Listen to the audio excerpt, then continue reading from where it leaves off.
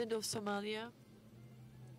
Hasan Şeyh Mahmut. Mr. Hasan Sheikh Türkiye Mahmud. Büyük Millet Meclisi Başkanımız Sayın Cemil The Speaker Çiçek. of the House, Mr. Cemil Çiçek. Türkiye Cumhuriyeti Başbakanı The Prime Minister of Sayın the Republic Recep of Tayyip Turkey, Erdoğan. Mr. Recep Tayyip Erdoğan. Japonya Başbakanı The Prime Minister of Japan, Sayın Shinzo Abe. Mr. Shinzo Abe. Romanya Başbakanı And the Prime Minister Sayın of Romania, Victor Ponta. Mr. Victor Ponta. Burada Marmaray'ın They açılış will törenini all be here with onurlandıracaklardır. us, honoring the Bu tarihi opening of güne the tanıklık Marmaray project. edeceklerdir. And they're Siz going to witness this İstanbullularla historic birlikte. day as well, Çünkü İstanbul together with her you, şeyin en all the iyisine, her Istanbulites, şeyin en because güzeline Istanbul layık. deserves the best. Istanbul Ve deserves Asrın projesini the most gerçekleştiren beautiful. Asrın And we would lideri like to Recep thank Tayyip the leader Erdoğan'a of the century İstanbullular who adına made us teşekkür meet ediyoruz. the project of the century. And we would like to thank all of the Istanbulites.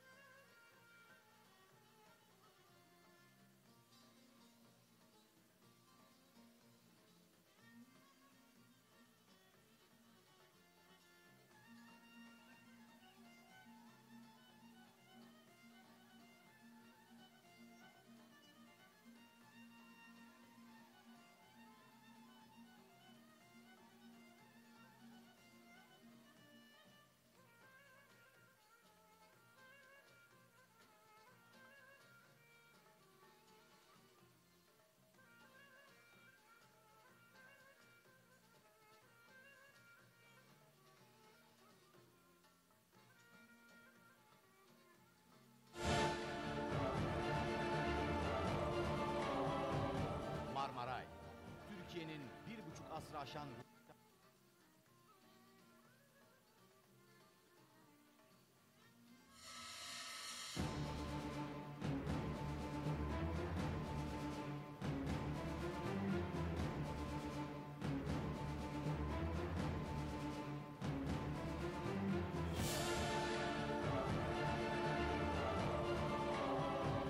Marmaray, Türkiye'nin 1,5 asrı aşan rüyası. Ülkemiz topraklarında İzmir-Aydın hattına başlanmasından 4 yıl sonra, yani 1860 yılında Sultan Abdülmecit tarafından Boğaz altından demiryolu geçişinin projesi çizildi. Aradan tam 153 yıl geçti ve Marmaray hayal olmaktan, rüya olmaktan çıktı, gerçeğe dönüştü. Asrın projesi Marmaray'la sadece İstanbul'un iki yakası deniz altından birleşmekle, sadece iki demir yoluyla birbirine bağlanmakla kalmadı, Uzak Asya'dan Batı Avrupa'ya uzanan modern İpek demir yolunun da eksik halkası kesintisiz olarak tamamlandı.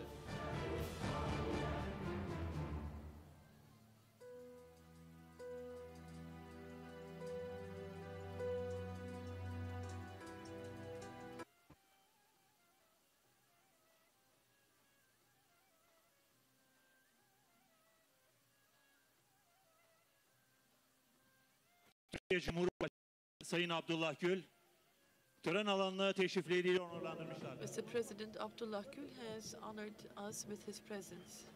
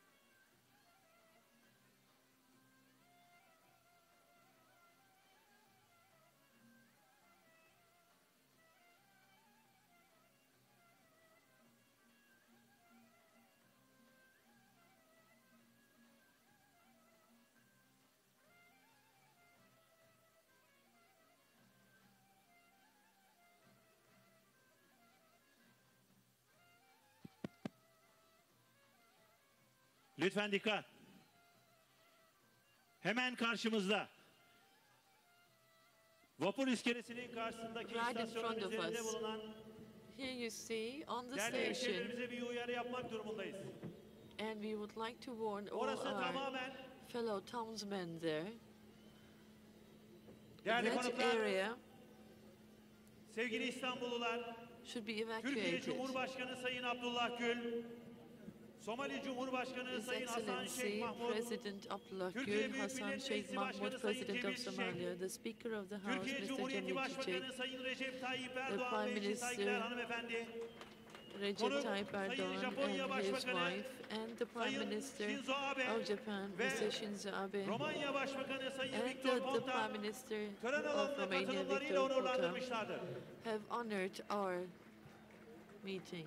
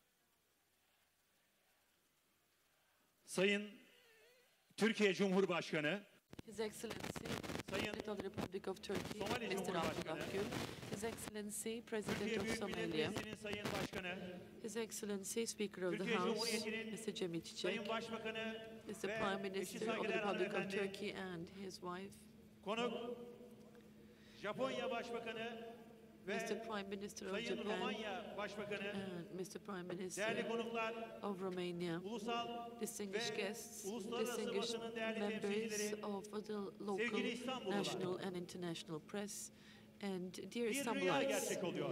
a dream is coming true. İstanbul asrın projesine kavuştu. Istanbul is witnessing the project of the century. İki yakasını denizin altından birleştirecek The two sides of Istanbul will be 153 joined yıllık hayal from under the Marmaray, sea. Türkiye Cumhuriyeti'nin kuruluşunun Marmaray, 90. as a yılında project, is inaugurated on the İstanbul'dan 90th anniversary of the Republic Londra of ile Turkey. Pekin birleşiyor. And İki yaka, here we are bringing together the dört two dakika. sides of the Bir city. günde Two 1 milyon continents in yolcu. 4 minutes, İşte 1 million passengers yılın on one projesi day. This is Marmaray. the project of the century. Cumhuriyetimizin Marmaray is the project of the century. 90. yılında As we are celebrating the 19th anniversary of our republic, we are crowning this anniversary with the project of the century. Here we are, all of us, witnessing this historic moment.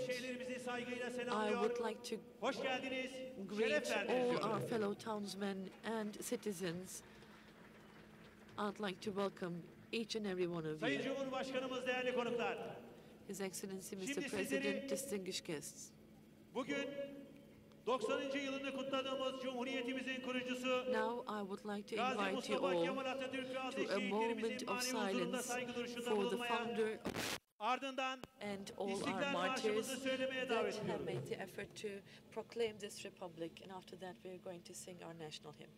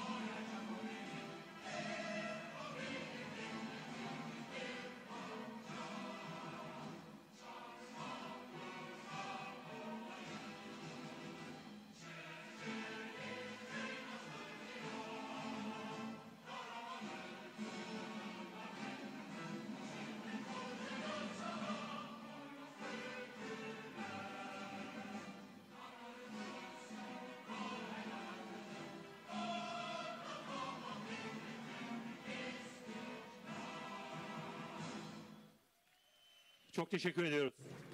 Thank you, Değerli konuklar, saygıdeğer hemşehrilerimiz. distinguished guests, fellow Şimdi townsmen. Marmaray'ın yapılışını konu alan sinevizyon filmini hep birlikte izliyoruz.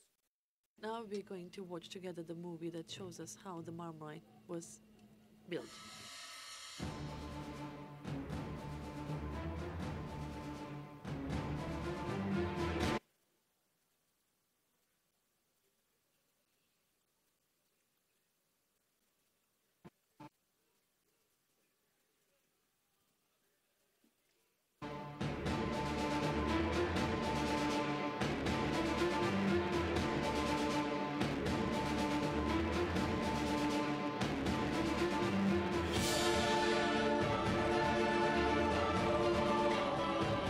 Marmaray, Türkiye'nin 1,5 asrı aşan rüyası. Ülkemiz topraklarında İzmir-Aydın hattına başlanmasından 4 yıl sonra, yani 1860 yılında Sultan Abdülmecit tarafından Boğaz altından demiryolu geçişinin projesi çizildi. Aradan tam 153 yıl geçti ve Marmaray hayal olmaktan, rüya olmaktan çıktı, gerçeğe dönüştü.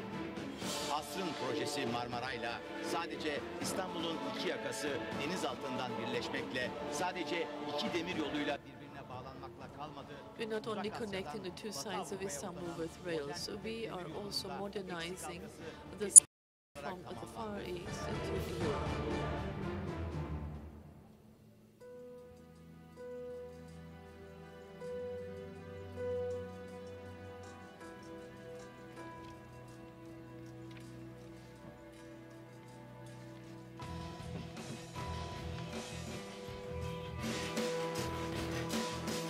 Dünya ulaşım ve mühendislik tarihinde parmakla gösterilen Marmaray This is projesi, going to be an denizin exemplary 60 project metre for altında world transportation balıkların göç yollarını ve her projects. türlü It's deniz 60 altı meters projelerini under the dikkate sea. alarak It çevreci takes bir into bilinçle inşa account edildi. all of the undersea Karadan ecology. delme tünellerle, It's a very deniz altından environmentalist batırılmış project. tünellerle You have sağlam, immersed depreme tube dayanıklı tunnels ve uzun and ömürlü bored inşa edilen tunnels. bu özgür It's ulaşım robust altyapısı, and dünya it's mühendislik çevreleri earthquake içinde resistant. taş gibi And vazifesi it's gördü. indeed really a training location for all engineers around the world. Türkiye'nin iftihar projelerinden olan temelini Sayın Başbakanımız It's Recep Tayyip a Erdoğan'ın project that we should be proud of. aşamasında The ground was broken by our Prime Minister, Mr. Recep Tayyip Erdoğan. The excavations also made us identify historical remains that would change the course of the history. Now, the known history of Istanbul has gone up to 8,500 years. These archaeological excavations have prolonged the project by 4.5 years. These will be displayed at the Yeni Kapı station of the project.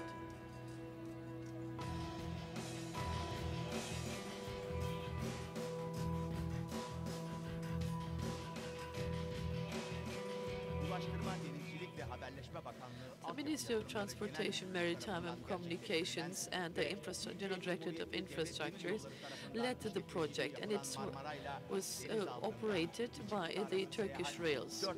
Now, with this project, the two sides will be connected in 4 minutes. 1 million passengers will be able to comfortably travel every day. We're talking about state-of-the-art technology in the railway infrastructure. It's a 13.6 kilometer line from Aliçeşme to Üsküdar. Sirkeci, Kazlıçeşme stations have a rail system. And here we're going to prevent the emission of 425 tons of toxic gases. So we're talking about environmentalist project. Marmaray can be further expanded.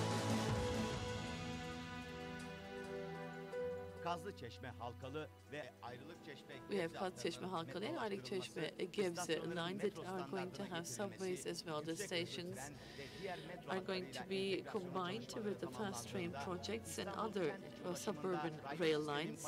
With this, we're going to increase the share of public transportation in Istanbul from 12% to 28%.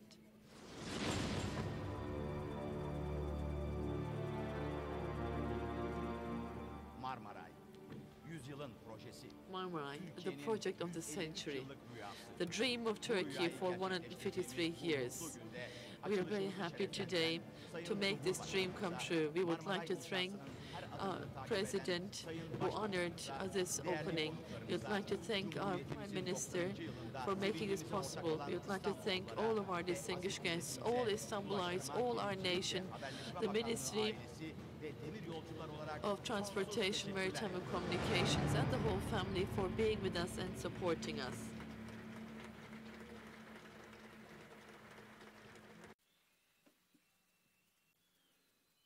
Sayın Cumhurbaşkanım, değerli konuklar. Mr. President, distinguished guests, now I would like to invite Mr. Kadir Topbaş to the stage for his opening remarks.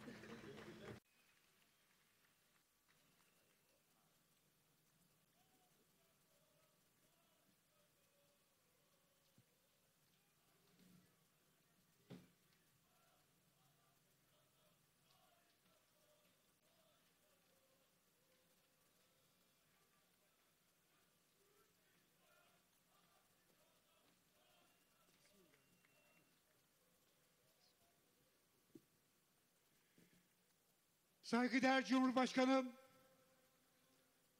saygıdeğer Somali Cumhurbaşkanı, Distinguished President of Republic of Turkey, distinguished President of Somalia, distinguished Prime Minister, distinguished First Lady, distinguished Speaker of the House of Turkey, distinguished Prime Minister of Japan, distinguished Prime Minister of Romania, distinguished ministers, esteemed members of the Parliament, esteemed members of the protocol, prominent members of the protocol who have dedicated this day and spent the day together with us. I would like to greet you all cordially. This is such a significant gathering, and we are going to be witnessing the development in history.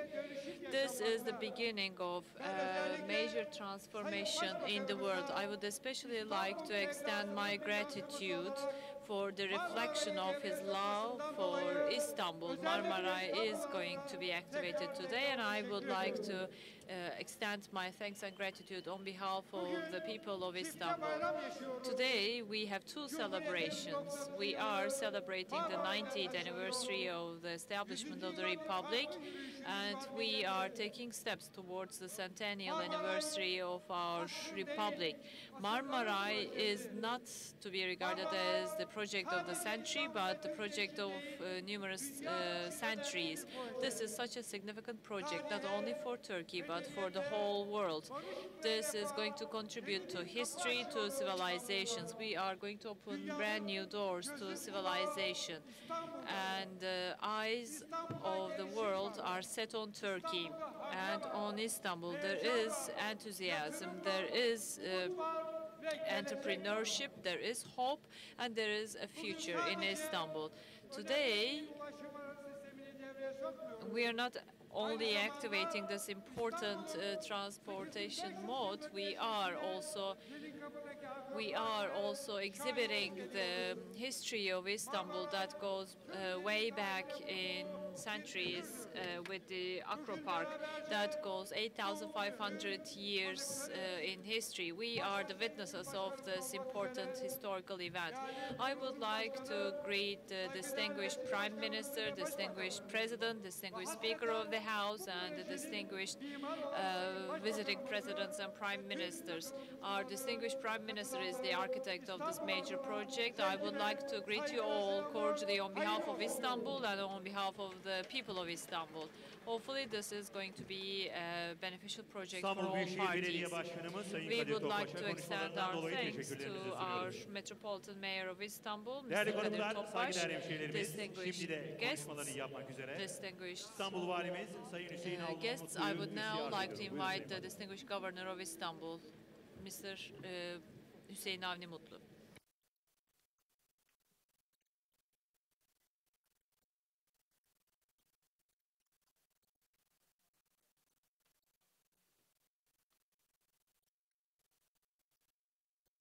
Sayın Cumhurbaşkanım, Sayın Distinguished President, distinguished Speaker of the House, distinguished Prime Minister, distinguished First Lady, His Excellencies, distinguished Prime Ministers of Romania and Somalia and Japan, ladies and gentlemen, I would like to greet you all cordially.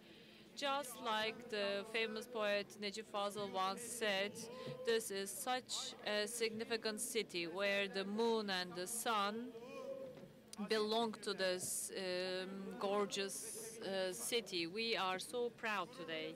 We are so happy and proud. We are extremely proud because we are proudly celebrating the 90th anniversary of the establishment of the Republic. And we are extremely happy because this is like the precious necklace that the Bosphorus now wears. We are going to see the joining of two continents. This is such an important gathering. We are undersigning this important event. The Eastern Roman Empire, the Byzantine, the Ottoman Empire, and many more civilizations had Istanbul as their center, and now Istanbul is reappearing and shining on the pages of history. With the Marmaray project, continents are being joined, and with its great attraction, with her great attraction, Istanbul is emerging once again. With the permission of the people of Istanbul, I would like to express my gratitude to our distinguished Prime Minister.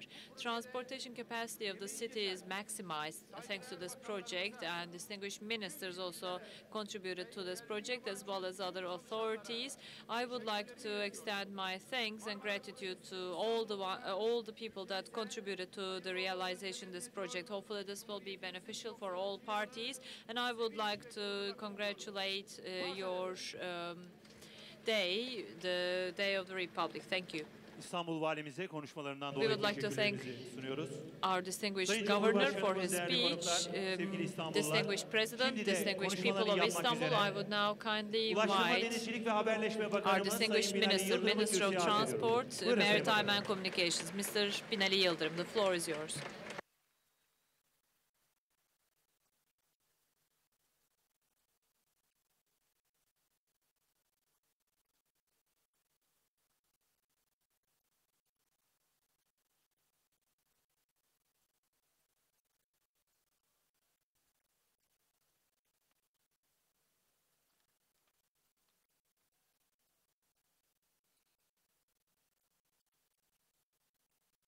Sayın Cumhurbaşkanım, distinguished President, Sayın Meclis Başkanım, distinguished Speaker of the House, saygıdeğer Başbakanım, esteemed Prime Minister, Sayın Hanımefendi, esteemed First Lady, Somali'nin değerli Cumhurbaşkanı, esteemed President of Somalia, Japonya Başbakanı, distinguished Prime Minister of Japan, Romanya Başbakanı, distinguished Prime Minister of konuk bakan Romania, arkadaşlarım, distinguished ministers, kabinemizin değerli bakanları, esteemed members of the cabinet, distinguished members of the parliament, and dear people of Istanbul and people of Üsküdar, welcome to this historical day. Welcome. bugün Today Türkiye is such a significant day, and Turkey is celebrating two important occasions. We are celebrating the 90th anniversary of the establishment of our republic.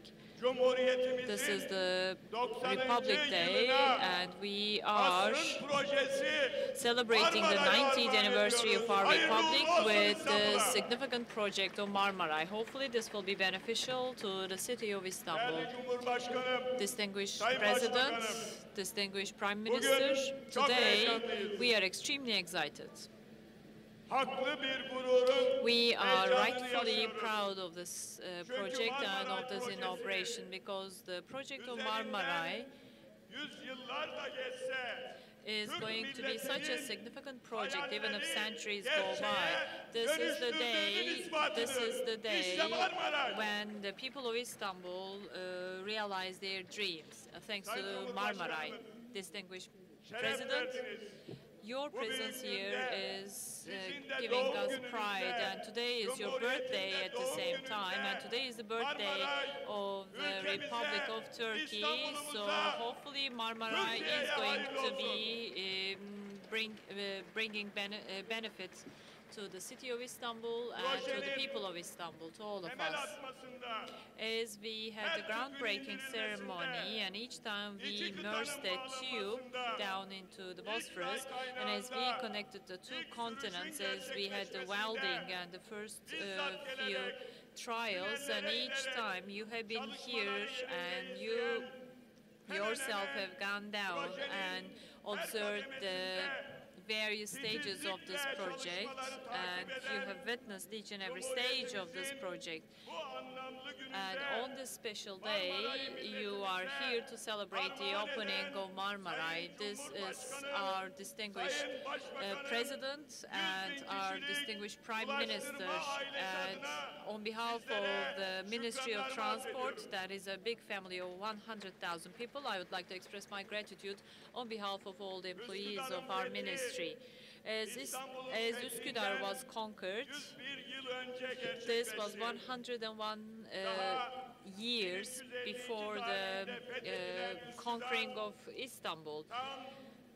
Üsküdar was conquered first, and it was back in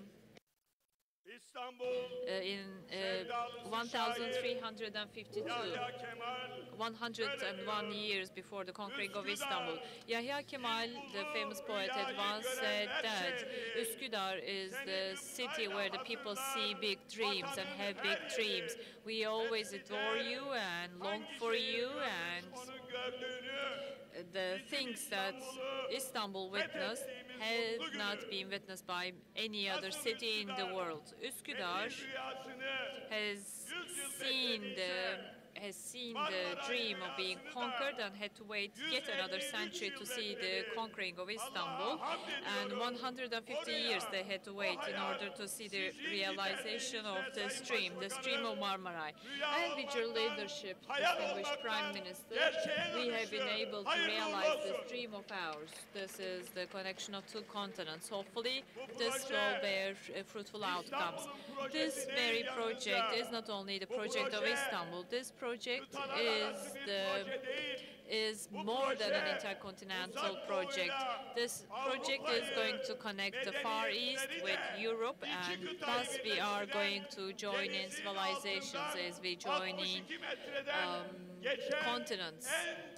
This is the deepest tube tunnel project with 62 kilometers depth, and this is the ultimate point for engineering works. that we have. And with the difficult conditions of the Bosphorus crossing, hatta İstanbul'un bilinen tarihini de as you know, this has changed the history of Istanbul. This is such a major project that changed the history of Istanbul. Istanbul by now has before and after, before Marmaray and after Marmaray. Istanbul is now encountering this turning point because this Marmaray project has changed the history of Istanbul. Istanbul's history now dates back to 8,500 years instead of 6,000 years. With Marmaray, we are rewriting the history of Istanbul.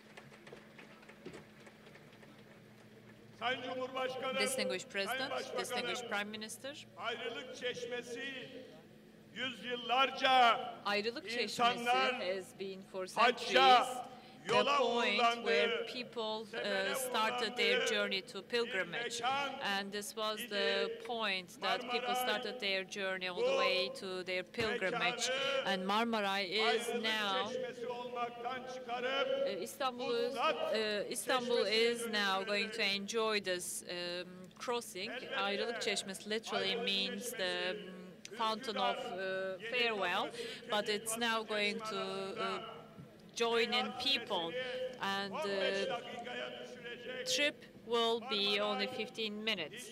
And Marmaray is going to join in the two continents of Istanbul. Marmaray is going to realize that this is the most important mass transport project in Istanbul. Hopefully it will be beneficial to all parties in our city. The groundbreaking ceremony was back in 2004, 9th of May 2004. We had the presence of our Prime Minister, our President, and distinguished guests were with us. So thank God that gençliğini, çocukluğunu bu Thank mübarek God şehirde that geçirmiş bir kardeşiniz olarak as a brother of yours that has spent the childhood and adolescent years here in Istanbul, and Başbakanımızla it has been such an honor for me that we've been able to witness this important day. I would like to thank God for enabling us to see this important occasion, an important day. Sayın Cumhurbaşkanım, Distinguished President, bu önemli tarihi günü Distinguished President, with your permission, I would like to extend my gratitude not only to you. We have various ministers here. The the Vice Prime Minister of Georgia, Minister of Transport from Afghanistan, Azerbaijani Minister of Transport Ziya Mehmedov are among us, as well as Minister of Transport of Bulgaria, Minister of Transport of Moldova, Mr. Botanari, and Distinguished Minister of Development, Mrs. Ana Maria Pasto Julian from Spain, and the Minister of Transport of Romania, Titus Corlaten, and Vice Prime Minister of Kazakhstan, and many more guests are with us on this important occasion and on this important gathering. I would like to thank them. I would like to thank them for being with us, as well as I draw to a close. I would like to say the following: Distinguished Prime Minister, distinguished President, this project has been realized thanks to thousands of people, thanks to thousands of engineers. So many workers, so many engineers, so many employees have contributed to this project, contractors and subcontractors, and this is a masterpiece jointly realized by Japan and Turkey. Taisei Gama Nurol joint venture is yet another joint venture we have to extend our thanks to. My colleagues, my friends at the ministry, and first general manager of this project was Ahmet Aslan Mehmet Tahan, and my undersecretary, and all my colleagues at my ministry. In your presence, I would like to thank each and every one of them. Distinguished Prime Minister, this project has been supported by you at various stages, and you have always encouraged us. And thus, the global city of Istanbul is now enjoying this important project. It's thanks to you that this project has been realized, and this gives us great content and happiness. I would once again like to greet each and every one of you, and I would like to wish all of you the best. Hopefully you will enjoy this project, people of Istanbul. Thank you very much.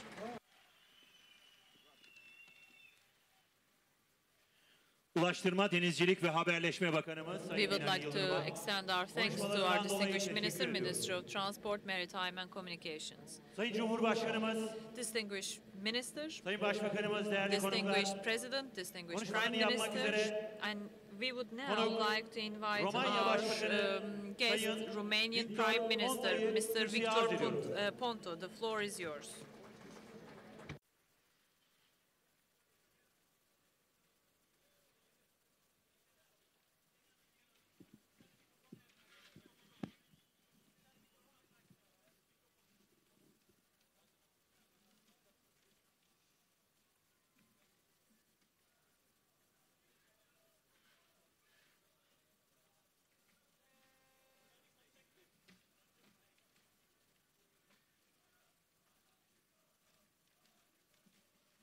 Excellencies, President of Republic of Turkey, Your Excellencies, President of Somalia, Prime Minister of Turkey, Prime Minister of Japan,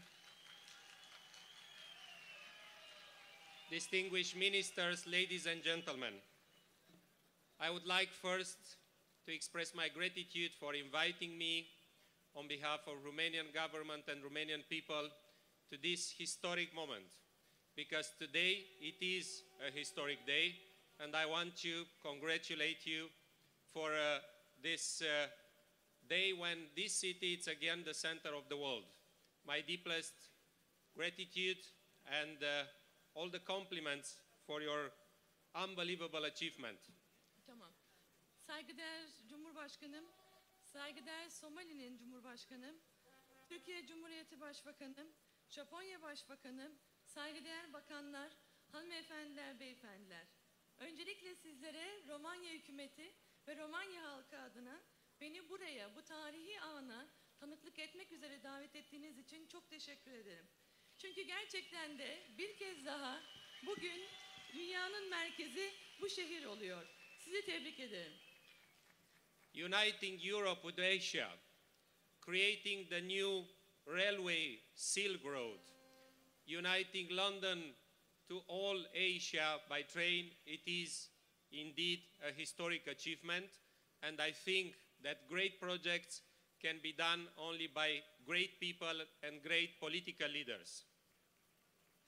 Bir kez daha Avrupa ile Asya bu sefer demir yoluyla İpek yolu olarak birleşiyor.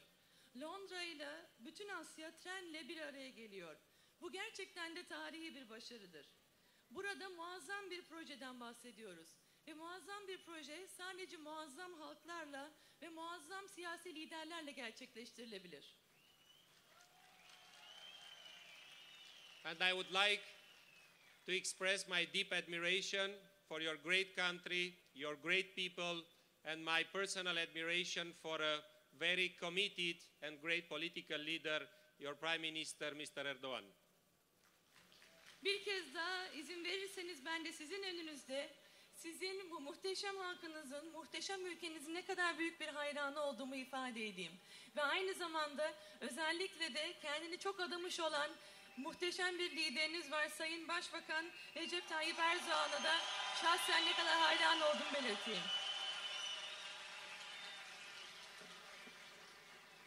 All European prime ministers would be very happy to be able to build such great projects.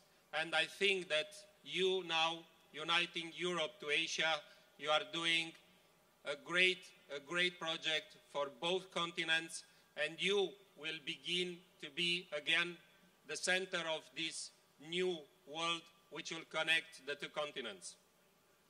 Evet, herhalde bütün Avrupalı başbakanlar böyle muhteşem bir projenin başında olmayı çok isterdi ve böyle bir şey inşa etmekten son derece memnun olurlardı. Siz bir kez daha Avrupa ile Asya'yı birleştiriyorsunuz ve burada çok büyük bir projeyle iki kıtayı bir araya getiriyorsunuz. Bir kez daha sizin sayenizde bu yeni dünyada bu iki kıta birleşiyor. You could not have chosen a better day for inaugurate this project. It's your national day, and allow me to congratulate you and wish Turkey, your people, your country only the best. Thank you very much. Herhalde böyle bir kutlama için daha iyi bir gün düşünülemezdi. Bugün sizin Cumhuriyet Bayramınız. Sizi tebrik ederim. Sizi, Türkiye'yi, halkınızı, bütün ülkenizi tebrik ederim. Teşekkürler. Konuk Sayın Başbakan'a teşekkür ediyoruz. Kendilerini bir süre daha sahnede misafir etmek istiyoruz. Marmaray'ın açılış töreni anısına Ulaştırma, Denizcilik ve Haberleşme Bakanımız Sayın Binali Yıldırım kendilerine bir hediye takdim edeceklerdir. Sayın Bakanımızı sahneye davet ediyoruz.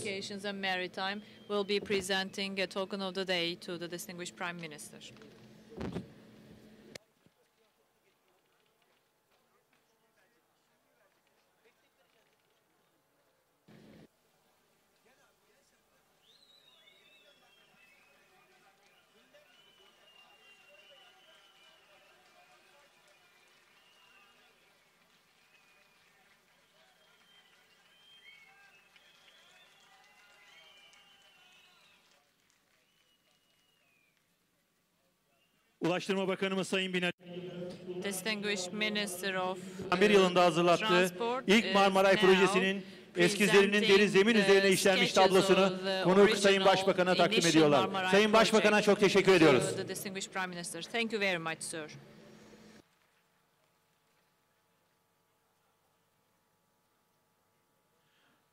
Sayın Cumhurbaşkanımız, değerli konuklar, konuk Japonya Başbakanı Sayın Shinzo Abe'yi konuşmalarını yapmak üzere kürsüye arz ediyorum. Mr. Abe, the floor is yours, Your Excellency.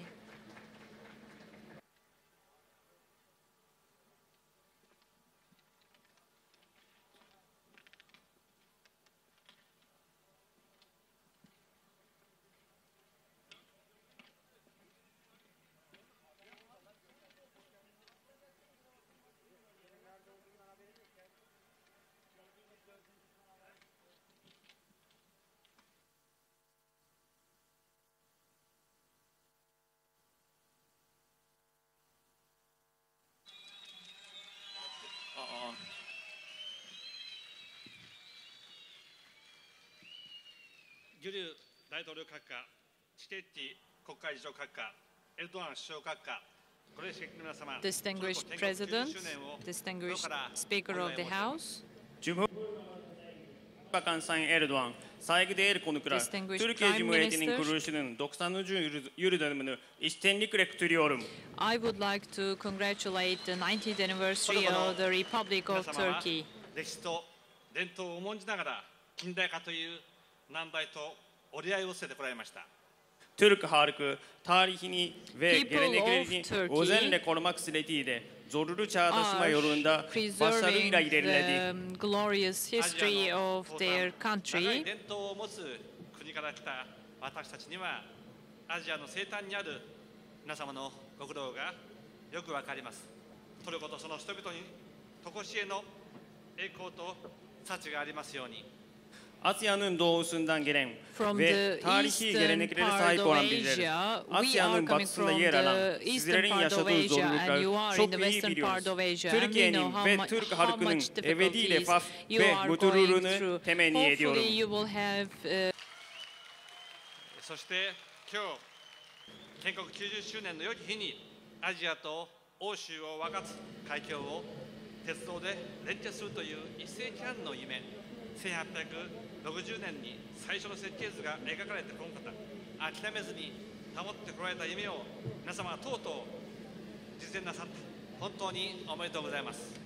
Ve Cumhuriyet'in 90. yılını olan bu mutlu And günde today is 90th anniversary of the Republic Day, and Asia and Europe are brought together with this great project, and finally this has come true. I would like to congratulate you.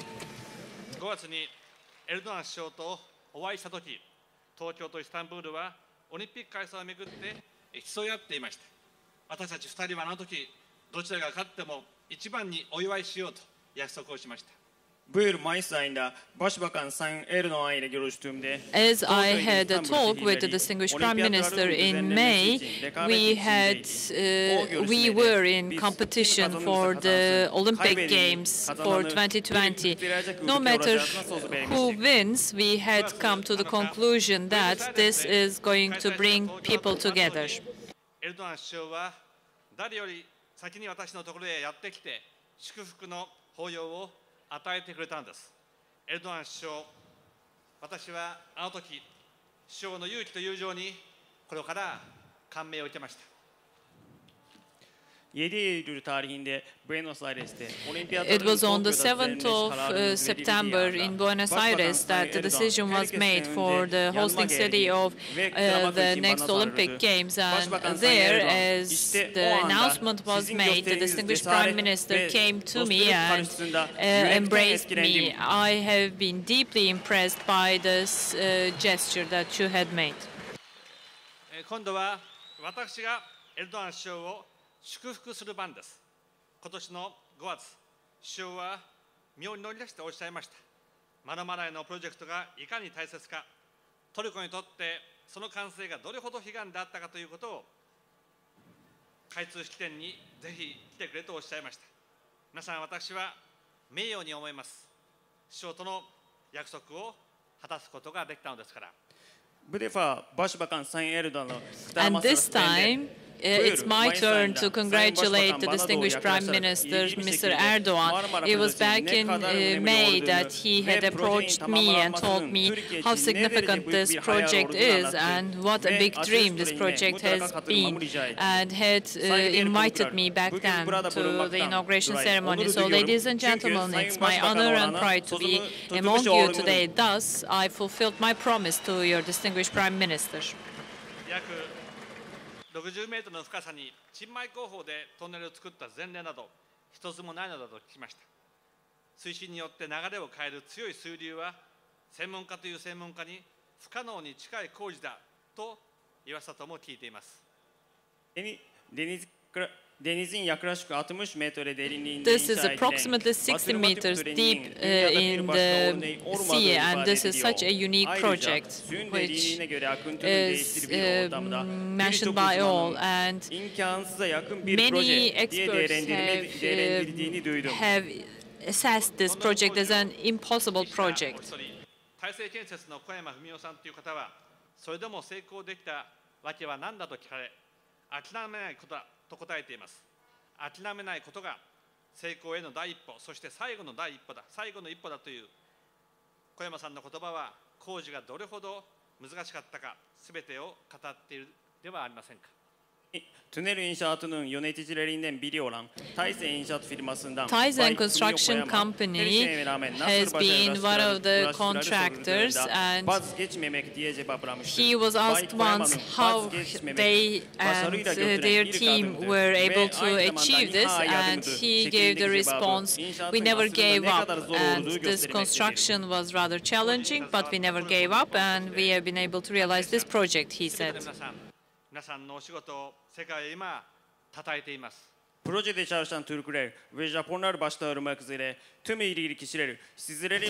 once again like to congratulate all the parties. Everybody is talking about this significant project right now. This is globally being talked about. 大事のパートナーとしてトルコの皆様が日本と日本の企業を選んでくださったことに改めて御礼申し上げます。 This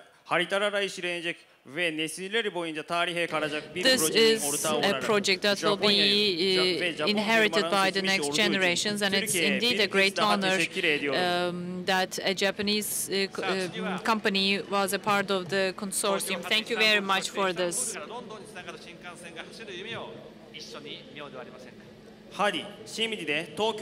So now, let's dream about a fast train project that will start from Tokyo and go through London and come to Istanbul. Let's dream about this fast train project. パートナーとして外交面はもちろん安保でも経済でも対話と協力を深め、世界のために共に働くことを誓い合いました。Turkey by now has a strong economy, and so does Japan, and we are partners in G20. As strategic partners,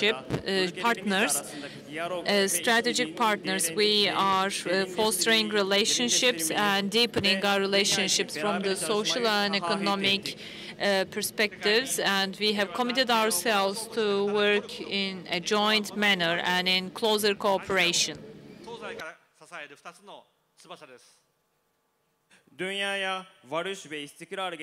This is going to bring peace and harmony to the world. Turkey is striving hard for this, and so does Japan. And thanks to this project, two continents are brought together, and we are like the two wings of Asia, the Asian continent.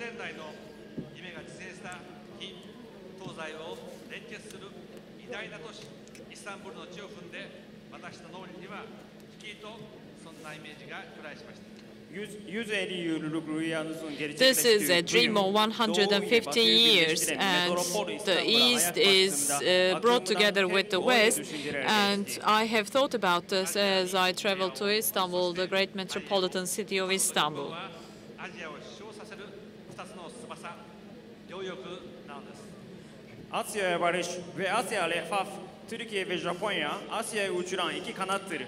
Turkey and Japan are the two wings of Asia. Thank you very much.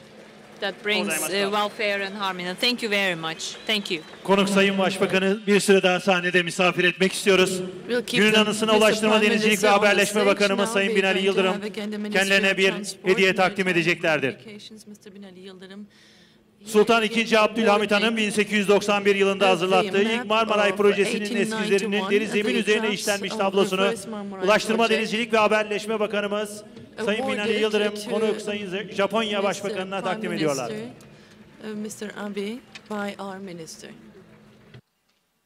Konuk Sayın Başbakan'a teşekkür ediyoruz.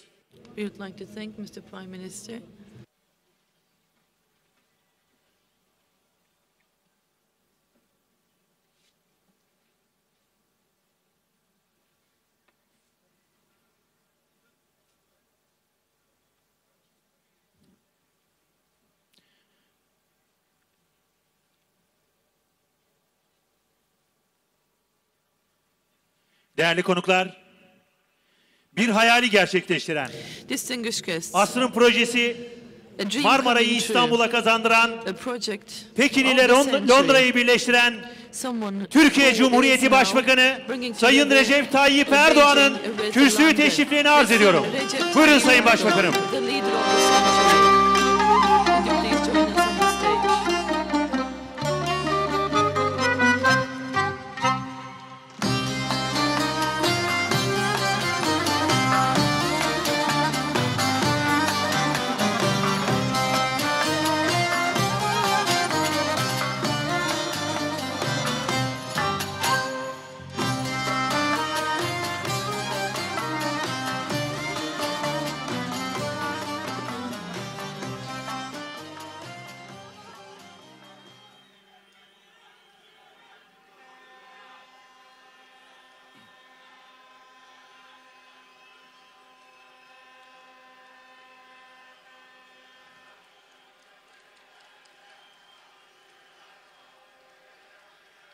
Sayın Cumhurbaşkanım, Sayın Konuk Cumhurbaşkanı, değerli Meclis Başkanımız, Japonya ve Romanya'nın değerli başbakanları, ülkemizin değerli yargı yöneticileri, dost ve kardeş ülkelerden aramızda bulunan değerli bakanlar, ülkemizin değerli bakanları, değerli mesai arkadaşlarım, değerli büyükelçiler, kıymetli misafirler, hanımefendiler, beyefendiler, elbette bugün yaşadığımız bu büyük gururun hem sahibi distinguished hem de Istanbulites who are öncelikli the ones muhatabı olan that own aziz this İstanbullular. righteous pride that we all live today. Sizleri I en would kalbi like to greet you duygularımla all selamlıyor. from the bottom Açılışını of my heart. gerçekleştirdiğimiz And I Marmaray'ın hope that the Marmaray İstanbul'umuza, project that we're inaugurating today ülkemize, will be beneficial tüm to our insanlığa hayırlı Istanbul, olmasını to our country Allah'tan temenni Turkey, ediyorum. all the countries and all mankind.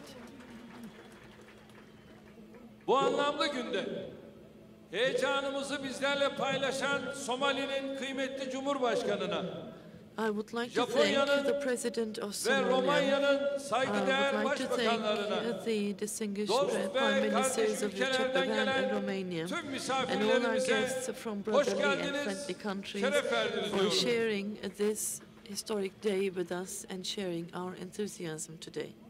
Hüner You have honored our bir gathering. şehir bünyat etmektir. The skill is to build a Reaya city so kalbini abad that etmektir you also demişti win bu over şehrin the fatihi. hearts of the people in that city. 1453'te This is what the conqueror şehre of girdiği this andan city said. itibaren When işte bu the dizelerin conqueror of ifade this ettiği city gibi came into the İstanbul'u city in imar 1453, etmek, this is what halkın he said. gönlünü He kazanmak için wanted to çalışmış, improve the city and halkın win over the gönlünü hearts of abad the etme people vazifesini here.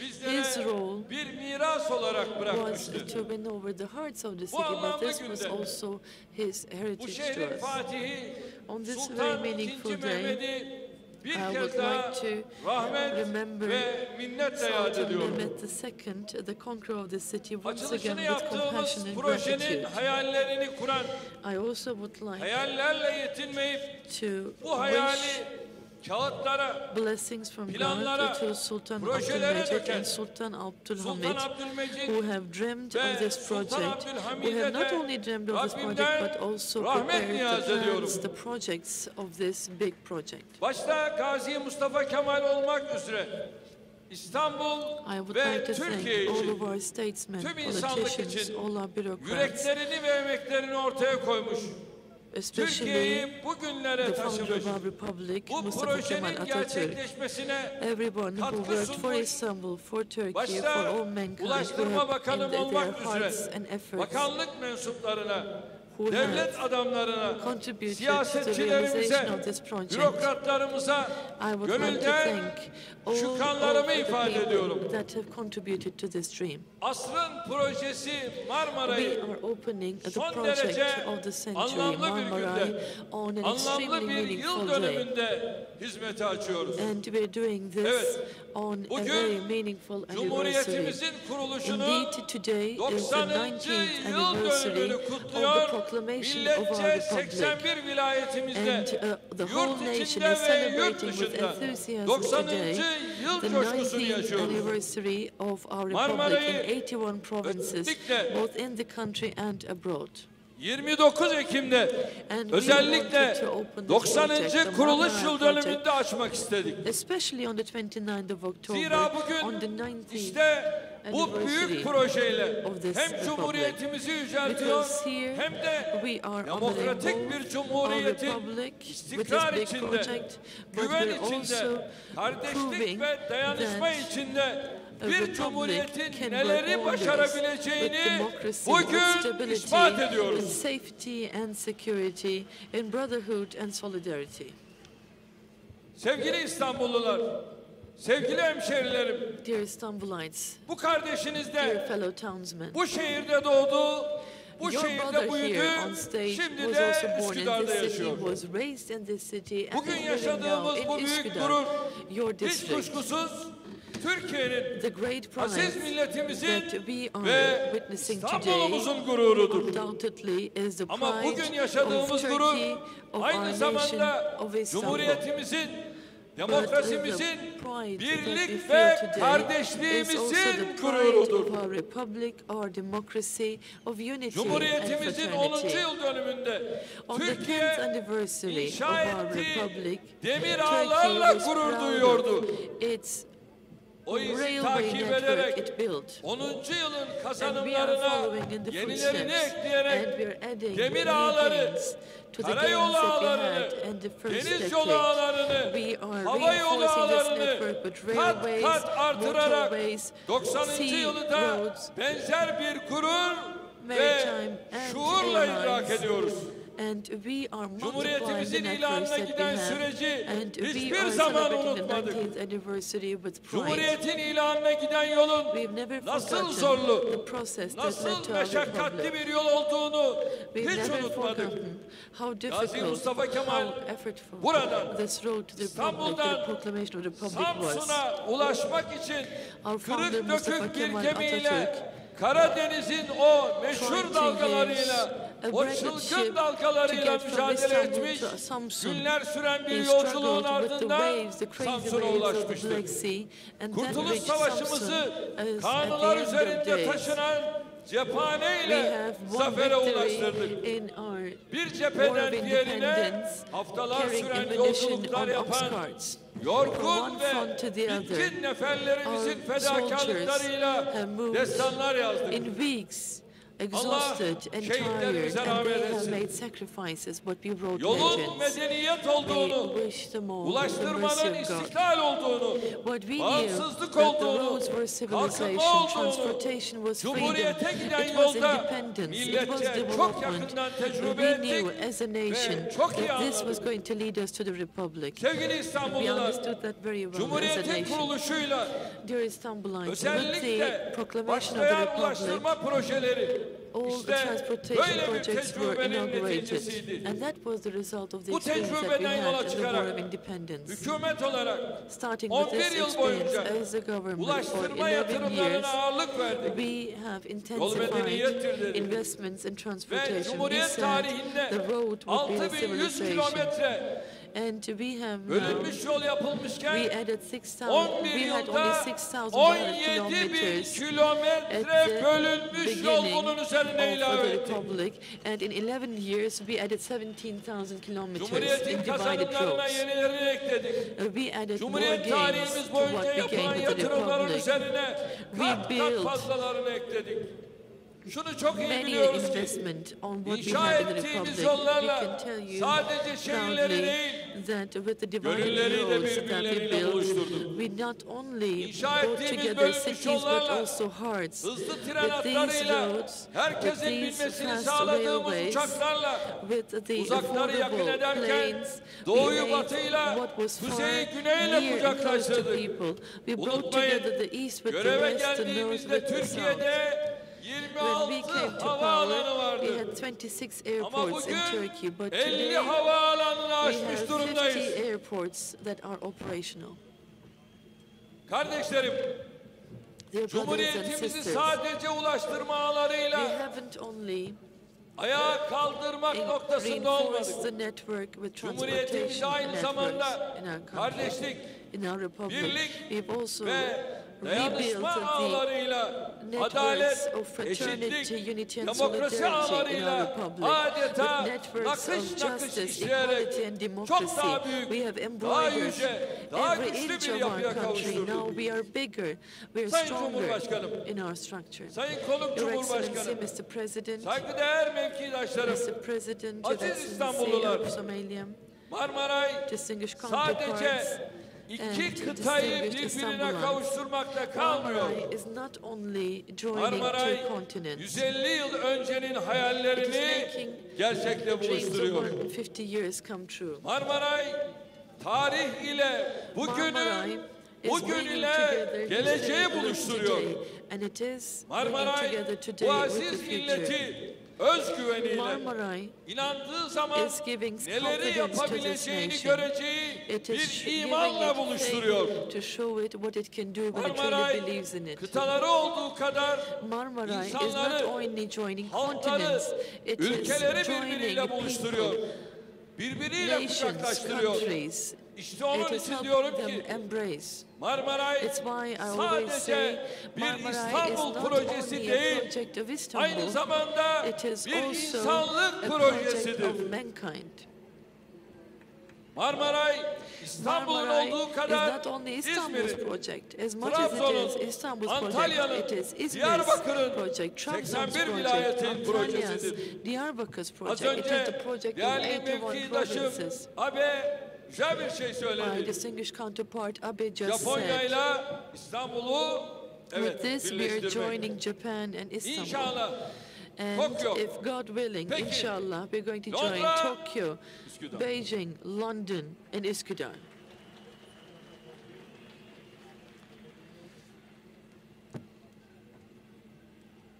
Olur mu?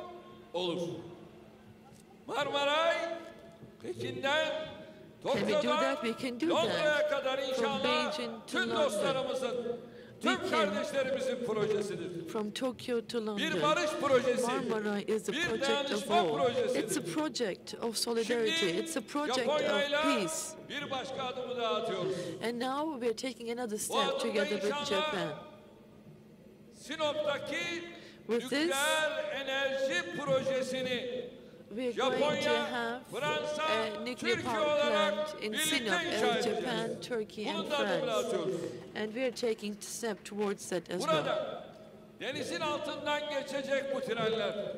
These İnanıyorum trains are ki going to go yolcular under the olduğu sea. kadar sevgiyi, And I muhabbeti, believe this aşkı, is going to carry love, kardeşliği de kıtalar arasında compassion, taşıyacaktır. fraternity Biliyorsunuz from one bununla continent bilmiyorum. to the other as much as it 2015'te does de biraz daha passengers. güneyden In inşallah 2015, a bit to the south of this, we're going to have a motor vehicle crossing as şu well. anda denizin altında çalışıyoruz. Right now, we are working under the Devam sea. ediyor. We are O da working under the bitecek. sea, and we're going to finish that Otomobillerde as well. inşallah o tünelden And motor geçilecekler. vehicles are going Aynı to yıl use üçüncü that köprüyü de crossing. inşallah bitiriyoruz. And then in that same year, Üçüncü we're going to köprü de bitmiş complete the olacak. third bridge.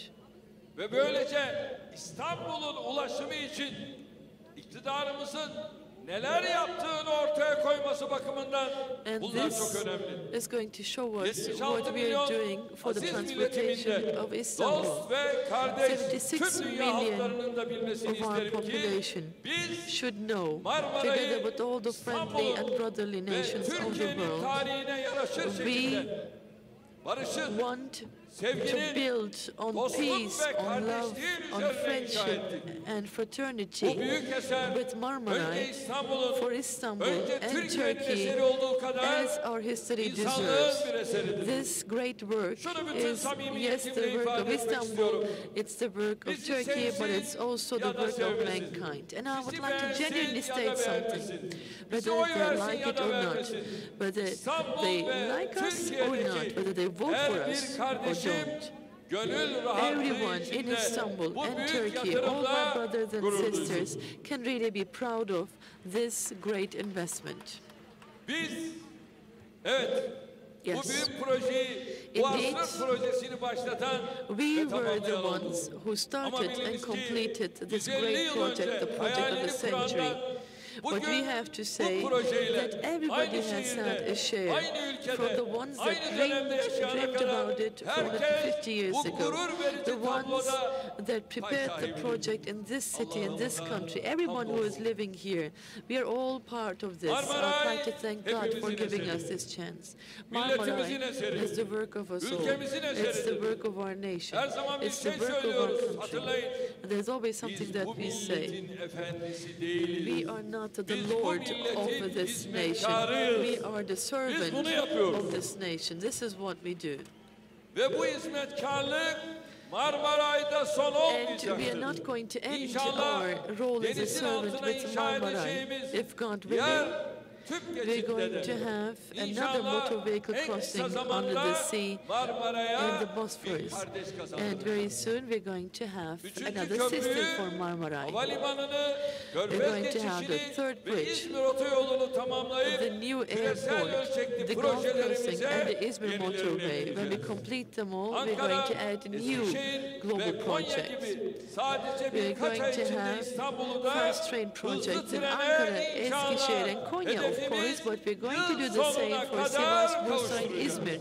And our target is to do this Sivas, until the end Bursa, of the year. İzmir'i de hızlı trenle inşallah All of these tanıştıracağız. will also meet the fast Cumhuriyetimizin train. 90. kuruluş yıl dönümünü We are putting a jewel in the crown in the celebrations of our 19th anniversary of our republic with Marmaray. And on the 100th anniversary of our republic, we're going to even bigger projects and investments.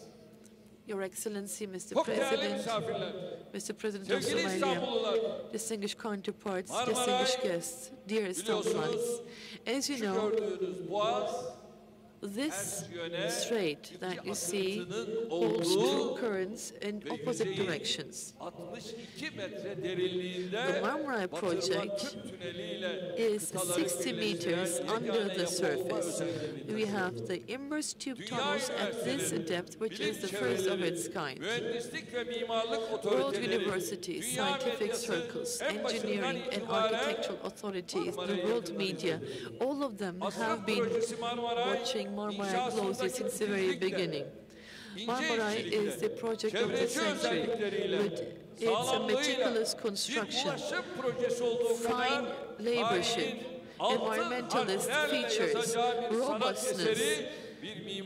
It's not only a transportation project, but it's also an artwork, it's an architectural masterpiece that will be in history in golden letters.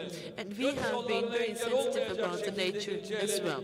We have checked all the routes of migration, the parts of the straits where the fish would spawn their eggs. We have been very careful not to touch them. Although it has belonged to the project, we have excavated historical remains, and we have more than 35,000 artifacts. And now between two continents, we're only going to have 4 minutes. Thanks to Marmaray, that is 13.6 kilometers, we are going to have only 4 minutes between Aydın Çeşme, Üsküdar, Yenikapı, Sirkeci, and Kazı Çeşme. We're going to be carrying 75,000 passengers in one direction, carried from one continent to the other.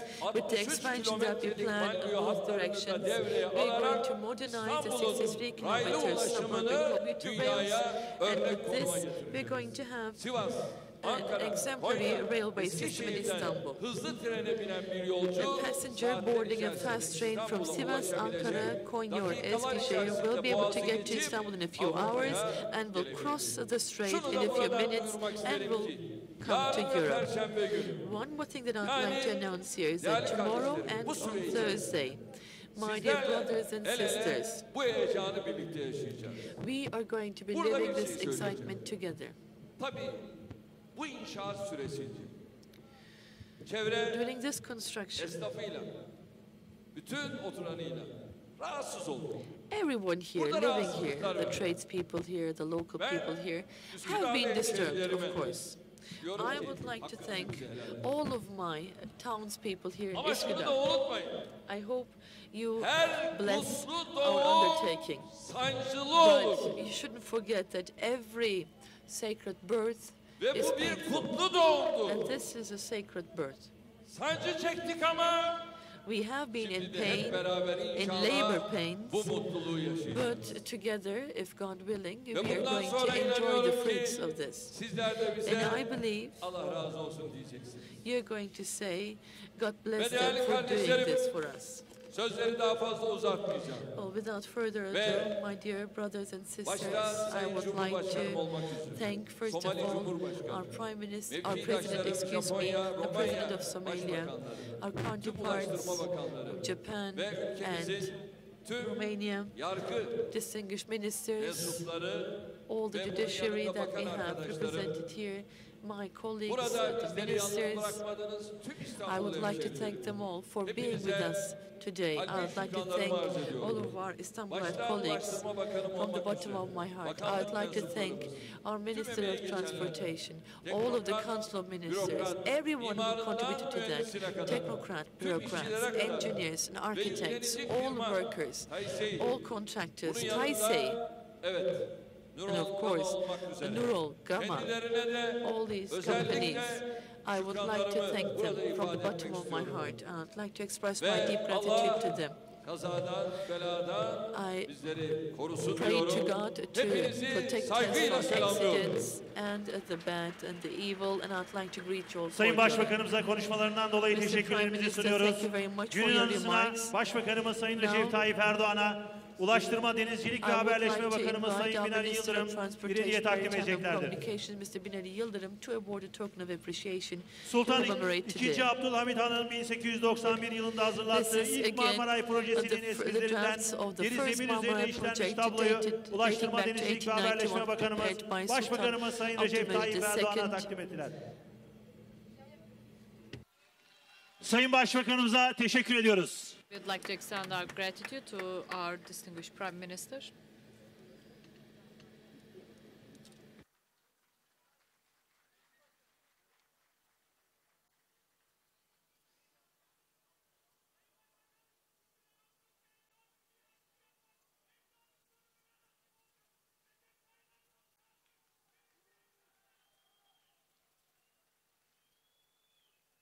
Sayın Cumhurbaşkanımız, değerli konuklar, saygıdeğer İstanbul hemşehrilerimiz, Distinguished Prime Minister, şimdi de konuşmalarını yapmak üzere Türkiye Büyük Millet Meclisi Başkanımız Sayın Cemil Çiçek'i kürsüye arz ediyorum. TBMM, Mr. Cemil Çiçek.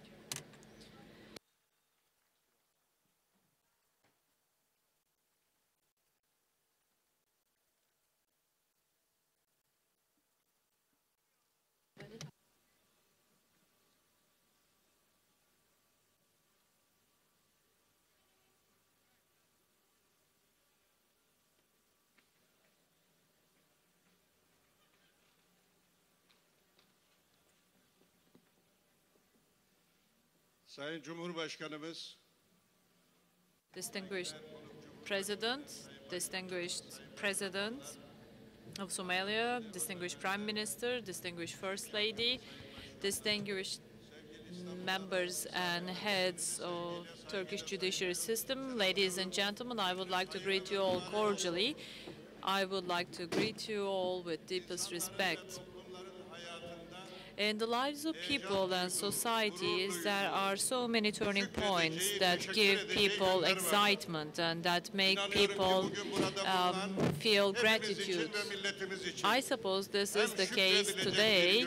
This is a day to be grateful, and this is a day to feel gratitude. I feel gratitude, and I thank God for enabling us to realize such a significant project. And we have been able to inaugurate this most important project for the use of humanity. I would like to extend my thanks and gratitude to everyone who contributed. People that don't remember the past, people that don't know about the difficulties and challenges of yesterday, wouldn't know the value of today. In the past, we had difficulty in making investments, people had difficulty in paying salaries and allowances, and now we have been able to reach such a point that we are now joining in two continents. We should be grateful for that. This is a day to feel gratitude. Today, Turkey is capable of undertaking such important projects all by herself, with the private sector, with the public sector. If we are able to realize such projects all by ourselves and with the assistance and support of our friendly neighbors and countries, we should be thankful for that. If our friends trust us, if our friends trust us so much that they invest in this country and that they come here to establish joint ventures, then we should feel safe, because there's peace and harmony in this country, there is hope in this country, and there's a future, a bright future in this country. I believe that on the occasion of Republic Day, on the 29th of October, as we celebrate our Republic and as we inaugurate such important projects, our special days and occasions will be even more significant. significant. People that contributed to the realization of such important occasions will be remembered. I would like to commemorate everyone who contributed to the realization of this day, and hopefully we will have many more achievements in the Türkiye Büyük future. Millet Thank you Meclisi very Başkanımız much. Sayın Cem İşçi'ye bir We süre would daha like sahnede to misafir etmek istiyoruz. kindly Ulaştırma ask our Denizcilik ve distinguished Haberleşme Speaker of the Bakanımız House to stay Sayın on Binali stage Yıldırım so that günün our anısına distinguished kendilerine bir minister hediye takdim presents a edeceklerdir. special token of the day to the distinguished Speaker of the House.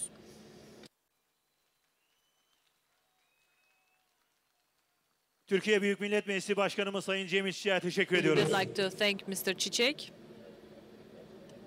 Sayın Cumhurbaşkanımız, değerli distinguished konuklar, President, distinguished Prime Minister.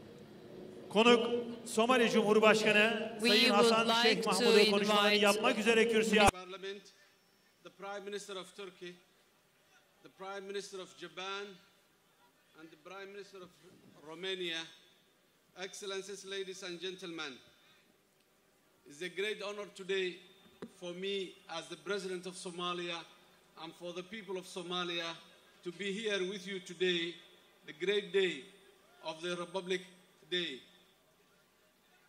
Sayın Cumhurbaşkanı, Türkiye Millet Meclisi Başkanı, Türkiye Cumhuriyeti Başbakanı, Japonya Başbakanı, Romanya Başbakanı, saygıdeğer hanımefendiler, beyefendiler, bugün burada sizlerle birlikte olmak hem kendi adıma hem de Somali halkı adına gerçekten büyük bir onur. It is an honor to celebrate with you on the 90th anniversary of the Republic of Turkey with great joy and happiness. Let me take this opportunity to thank the people and the government of the Republic of Turkey for the warm welcome accorded to me and my delegation here in Istanbul. Türkiye Cumhuriyeti'nin kuruluşunun 90. yıl dönümünün kutlandığı bu günde sizlerle birlikte olmak büyük bir mutluluk. Aynı zamanda bizlere kucak açtığınız ve bizleri son derece güzel bir şekilde karşıladığınız için hem Türk halkına hem de Türkiye Cumhuriyeti Devleti'ne çok teşekkür ediyoruz. I also want to take the opportunity of this great day to thank the President Gül and Prime Minister Erdogan's leadership in assisting Somalia when Somalia was at its difficult times. Turkey is now one of the leading nations in the world and in particular in the Muslim world of today. Bu büyük ve mutlu günde özellikle bir kez daha zorlu günlerden geçtiği dönemlerde Somali'ye ve Somali halkına vermiş olduğu değerli katkılar ve gösterdikleri ilgi için Türkiye Cumhuriyeti Cumhurbaşkanı Sayın Abdullah Gül'e ve Türkiye Cumhuriyeti Başbakanı Sayın Recep Tayyip Erdoğan'a bir kez daha şükran ve minnetlerimizi sunuyoruz. İslam dünyasında böylesine ilgiyi Somali Türkiye'den görüyor. Today is a celebration day in which Turkey remembers the great struggle of 19 years ago that the people made for its sovereignty and independence with such dignity and pride. We are with you today. On behalf of the people of Somalia and the government of Somalia, I would like to sincerely convey to you that our people are very grateful for the Turkish assistance and its leadership to help Somalia. It was 19 August 2011 when His Excellency Recep Tayyip Erdogan visited Mogadishu with his family and members of his cabinet. We are part of that history and we remember that day in a great joy and felicity.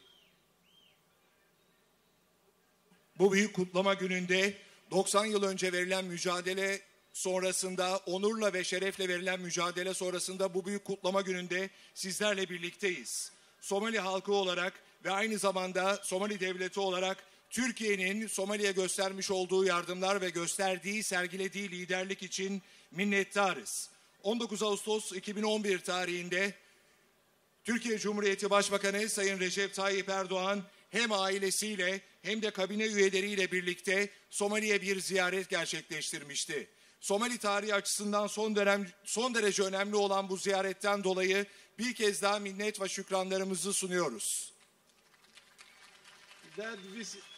That visit of 19 August 2011 was not an visit only, but it was a visit that changed the history of Somalia, the lives of millions of Somalis, and a visit that created a new hope for more millions of Somalis, a visit that have shifted the eyes of the world back to Somalia when Somalia was a no-go zone. 19 Ağustos 2011 tarihinde gerçekleştirilen bu ziyaret aslında sadece bir ziyaret değildi. Somali'nin tarihini değiştiren ve Somali tarihi açısından yeni bir umut doğmasını sağlayan son derece önemli bir dönüm noktasıydı. Because of that visit today, we see a change of the international attitude toward Somalia, and we see Somalia moving ahead in its way. I would like to mention in this great occasion also, and would like to thank the people of Istanbul, whereby today Mogadishu is very clean city because of the assistance we received from the people of Turkey in general and the people of Istanbul in particular. Today Mogadishu is more beautiful, more bright and more hopeful than ever before. Bu ziyaret aynı zamanda uluslararası toplumun Somali'ye olan yaklaşımını da değiştirdi. Bu fırsattan istifade bir kez daha İstanbul halkına teşekkürlerimizi sunmak istiyoruz. Çünkü Mogadishu artık İstanbulluların da katkısıyla daha temiz bir şehir, daha güzel bir şehir ve geleceğe daha umutla bakan bir şehir.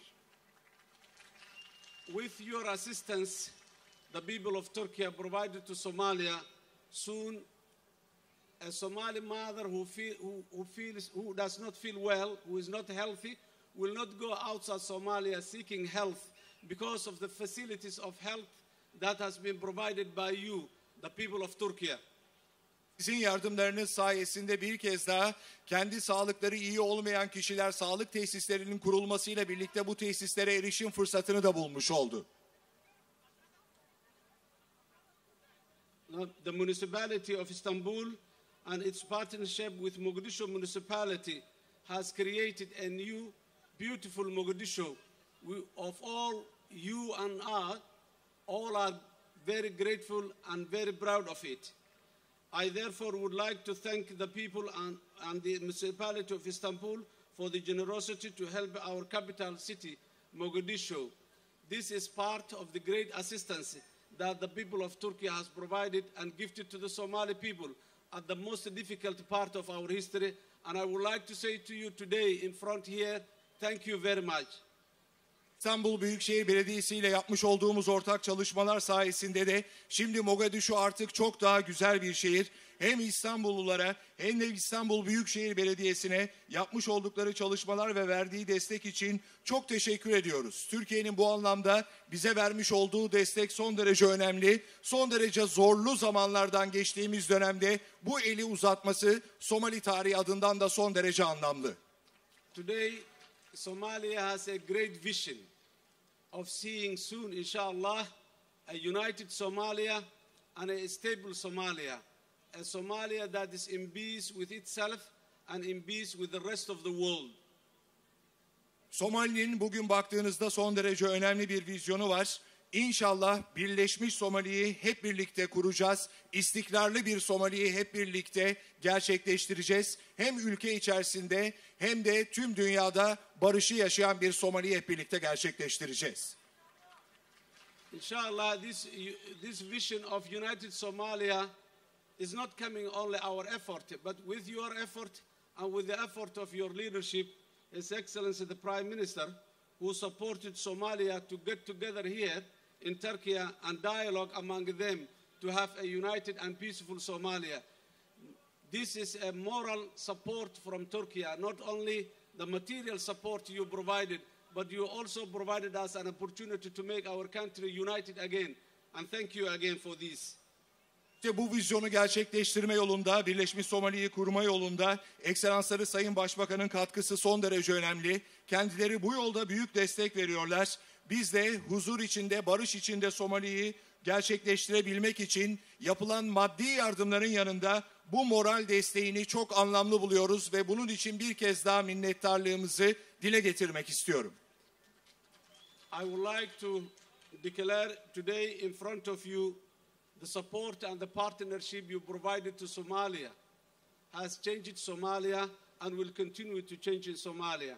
In line with that, Somalia is still looking towards you, that people of Turkey, to finish with the projects that in partnership we started together. The road is bumpy, the environment in Somalia is difficult, but it is doable, and we will have the solution soon, inshallah. You will see a prosperous and stable Somalia. Bugün verilen destek ve kurulan ortaklık sayesinde Somali değişiyor ve bu değişimi de yaşamaya devam edecek. Ortam zorlu, önümüzdeki yol engebeli ama inşallah istikrarlı ve barış içerisindeki Somali'yi sizlerin de desteğiyle hep birlikte kuracağız. The Marmaray project we are celebrating today is an indication of the role of the new Turkey to the 21st century in the world arena. I say again, I salute these achievements to the leadership of Turkey and the people of Turkey, and I say congratulations and God bless you. Thank you very much. Marmaray projesi de Türkiye'nin 21. yüzyılda oynadığı önemli liderlik rolünün bir göstergesi olarak kendini gösteriyor ve dünya arenasında da Türkiye bu önemli liderlik rolünü oynuyor. Bir kez daha liderliği için hem Türkiye'ye hem de Türk halkına çok teşekkür ediyoruz. Tebrik ediyoruz. Bu proje kutlu olsun diyorum. Konuk Sayın Cumhurbaşkanı'nı bir süre daha sahnede misafir etmek istiyoruz. Günün anısına Ulaştırma, Denizcilik ve Haberleşme Bakanımız Sayın Binali Yıldırım kendilerine bir hediye takdim edeceklerdir.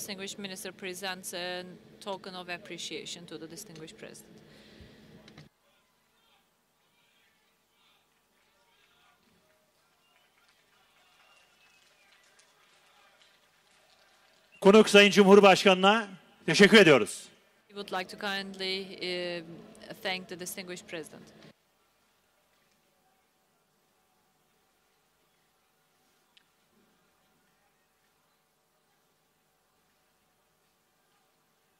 Değerli konuklar,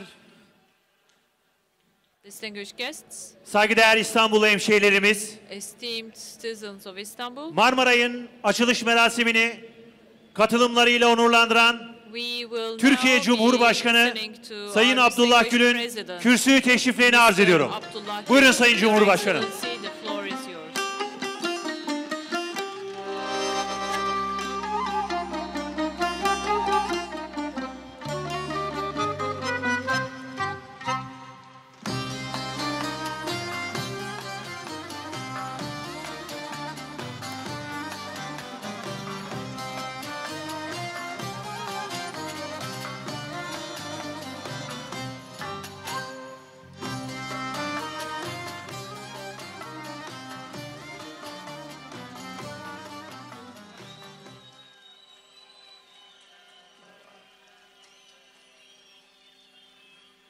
Sayın Cumhurbaşkanı, distinguished President, distinguished Speaker of the House of the Turkish Parliament, distinguished Prime Ministers,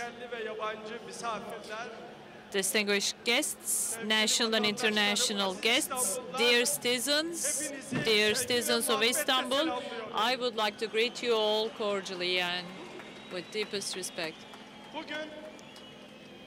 Today, we are celebrating the 90th anniversary of our republic, and our government has also presented us to the citizens of Turkey a very important gift. Marmaray project is not only significant for Istanbul, but it is indeed a unique project for the whole world. And being able to join in the celebrations for the inauguration of this project is a big source of joy and happiness for me.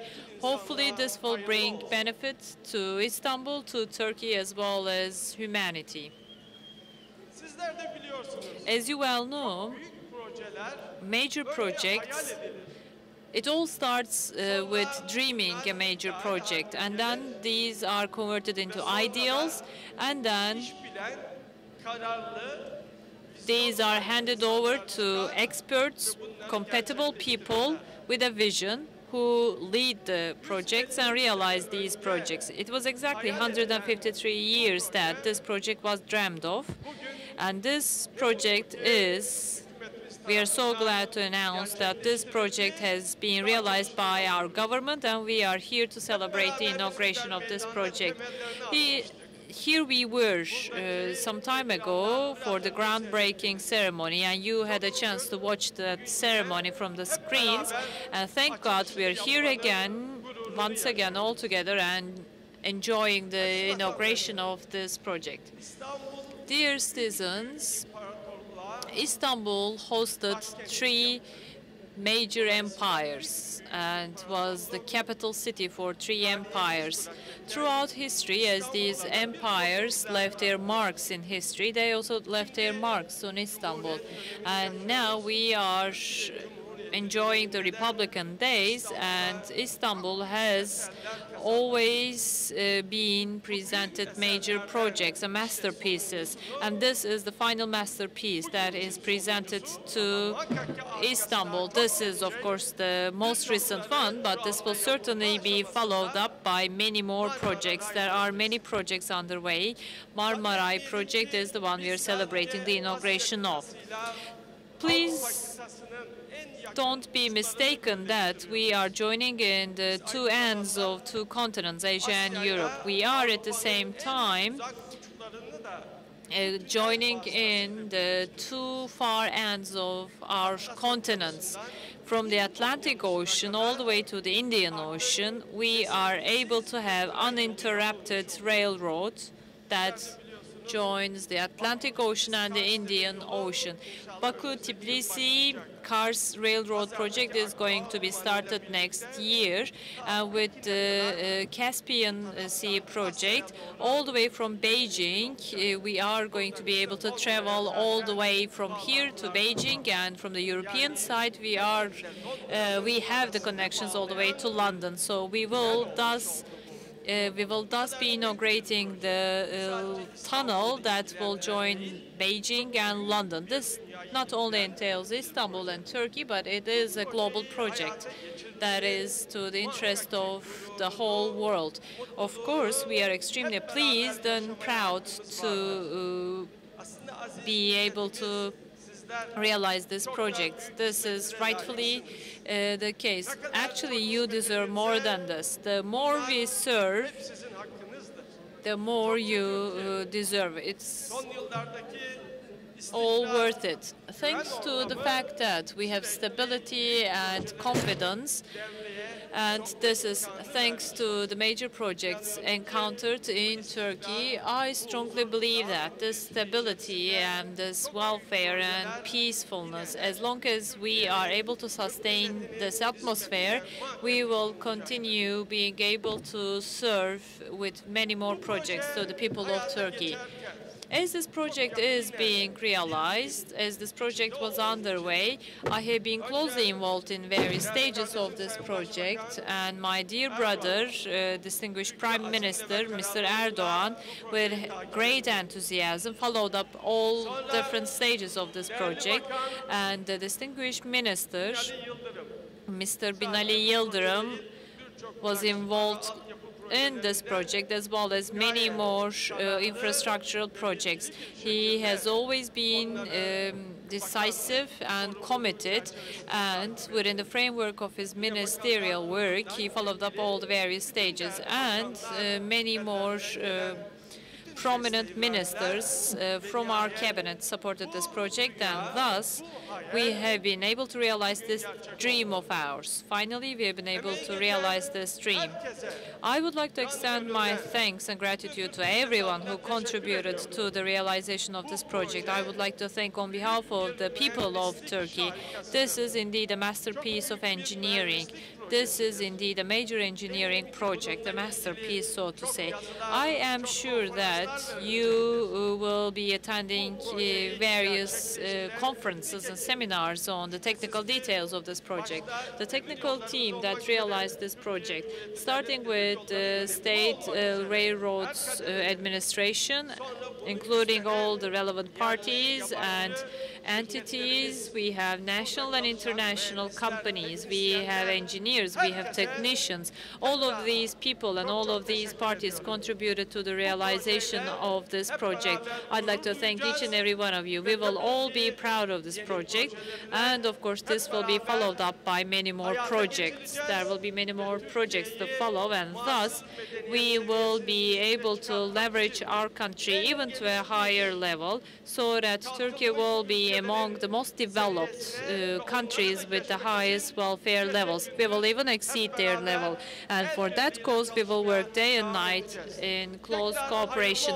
I would once again like to congratulate all of you, and I would like to greet each and every one of you. Thank you very much. Thank you. Sayın Cumhurbaşkanımıza konuşmalarından dolayı teşekkürlerimizi sunuyoruz. Ask our distinguished president to stay on stage so that our distinguished minister presents a token of appreciation on the special occasion. Mr. Binali Yıldırım is going to present a token of appreciation to our distinguished president. Ulaştırma, Denizcilik ve Haberleşme Bakanımız Sayın Binali Yıldırım, Sayın Cumhurbaşkanımıza Sultan II. Abdülhamit'in 1891 yılında hazırlattığı Marmaray Projesi'nin eskizleri deniz zemini üzerine işlenmiş tablosunu takdim ettiler. The first sketches of the initial Marmaray project. Bir süre daha sahnede misafir ediyoruz. We would like to ask His Excellency to stay on stage for some more time. Distinguished guests. Açılışına tüm dünyanın tanıklık edeceği Pekin ve Londra'yı birleştirecek asrın projesi Marmaray'ın açılış seremonisine geçiyoruz. Sayın Cumhurbaşkanımıza refakat etmek üzere Somali Cumhurbaşkanı Sayın Hasan Şeyh Mahmud'u, Türkiye Büyük Millet Meclisi Başkanı Sayın Cemil Çiçek ve eşi saygıdeğer hanımefendi, Türkiye Cumhuriyeti Başbakanı Sayın Recep Tayyip Erdoğan ve eşi saygıdeğer hanımefendi, konuk Japonya Başbakanı Sayın Shinzo Abe, konuk Romanya Başbakanı Sayın Viktor Punto'yu, İstanbul Valimiz Sayın Hüseyin Avni Mutlu'yu, Ulaştırma, Denizcilik ve Haberleşme Bakanımızın saygıdeğer eşi hanımefendi, İstanbul Büyükşehir Belediye Başkanımız Sayın Kadir Topbaşı, yüklenici firma Taysai, Nurol ve Gama Ortak Girişimi'nin yönetim kurulu başkanlarını sahneye davet ediyorum.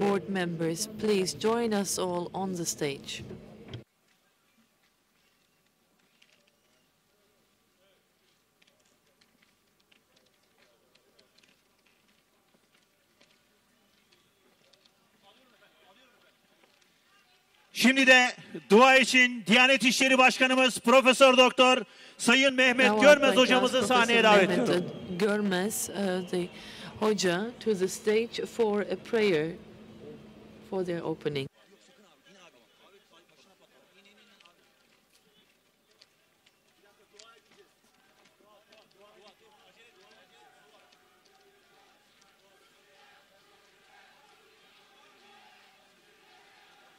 Hocam sizi şöyle Başbakanımızla Cumhurbaşkanımızın arasına alalım.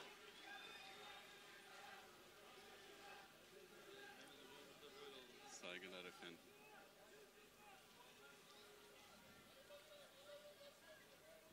Amin.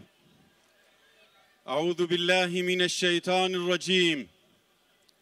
Bismillahirrahmanirrahim. Elhamdülillahi Rabbil alemin. Vessalatu vesselamu ala seyyidina Muhammedin ve ala alihi ve ashabihi ecmaîn. Subhanellezî sahhara lana hâzâ ve mâ kunnâ lehu muqrinîn ve inna ila rabbina lemunkalibun. Sadakallahul azim.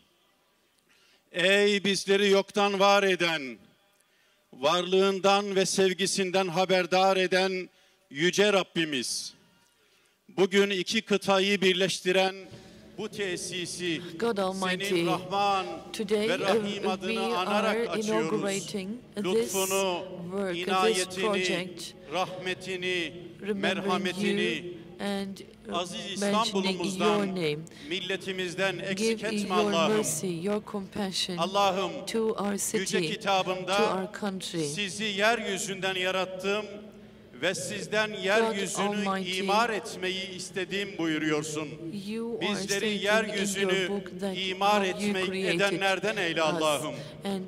Allah'ım, yeryüzünü imar ederken gönül dünyamızı imar etmeyi unutanlardan eyleme Allah'ım.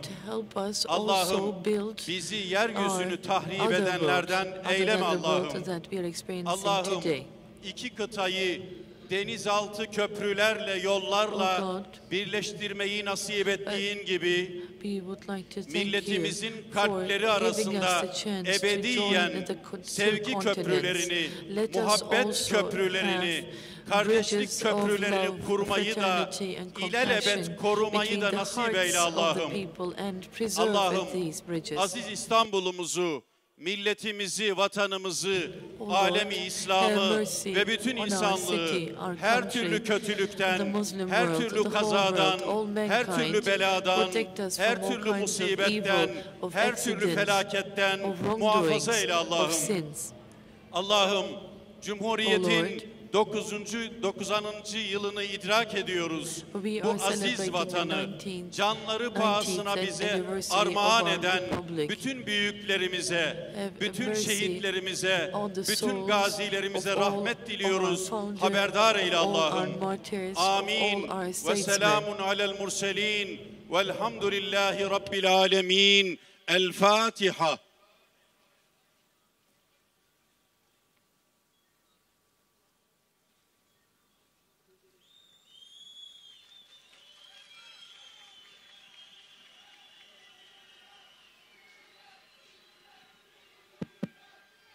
Hazır mıyız İstanbul? Hazır mıyız İstanbul? Are you ready? İşte beklenilen an. This is the moment we were all waiting for. Tarihi an. This is the historic moment. İki yaka arası 4 dakika. Bir hayal gerçek oldu. Hoş geldin Marmaray. Hayırlı olsun İstanbul. Hayırlı olsun Türkiye. Beneficial and useful for all of us in Istanbul and for Turkey.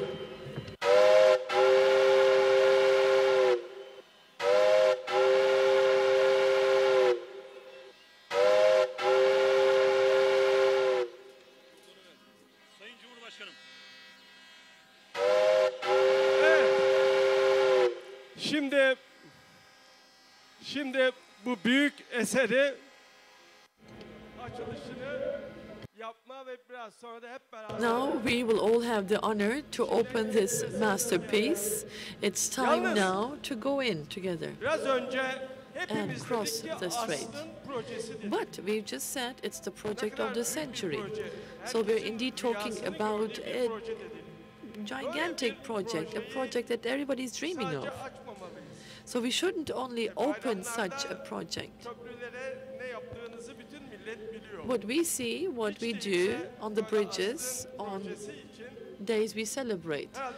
So I think you're thinking of something, Mr. Prime Minister, right, to commemorate such an important day. Sayın Cumhurbaşkanım, Mr. President, tabii buranın hakikaten bereketi bayağı iyi. well, this is really a very fruitful place. Neredeyse bulan bir yatırım. We're talking about an investment that has cost us about $5 billion. Burada da bu açılışta As you said, we're going to do what we normally do for bir 15 gün burayı ücretsiz celebrations as well. Let's make this 15 days for free. Doğrusu ben de bunu bekliyordum. This is what I was expecting. Ben de bunu bekliyordum çünkü It's going to be free for 15 days because this is bayramını indeed yapıyoruz. Sağ olun. Hayırlı olsun tekrar. Uğurlu olsun. a celebration of this project. God protect us from all kinds of accidents and evil. Mrs. Prime Ministers, hayırlı olsun. Bismillahirrahmanirrahim.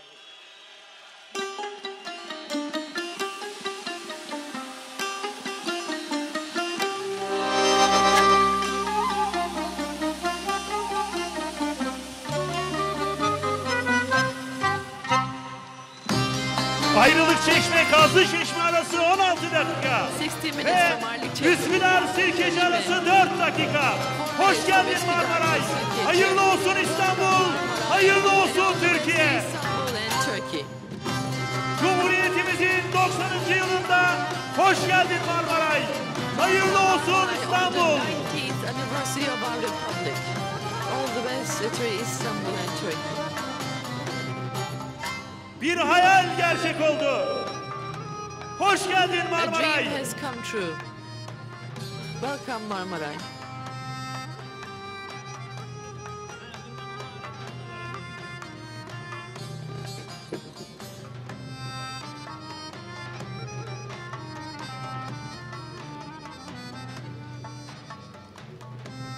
Değerli konuklar, Distinguished saygıdeğer guests, İstanbullu hemşehrilerimiz, distinguished Istanbulites, Asrın Projesi, fellow townsmen, Marmaray Projesi'nin açılış merasimi burada and sona erdi. women.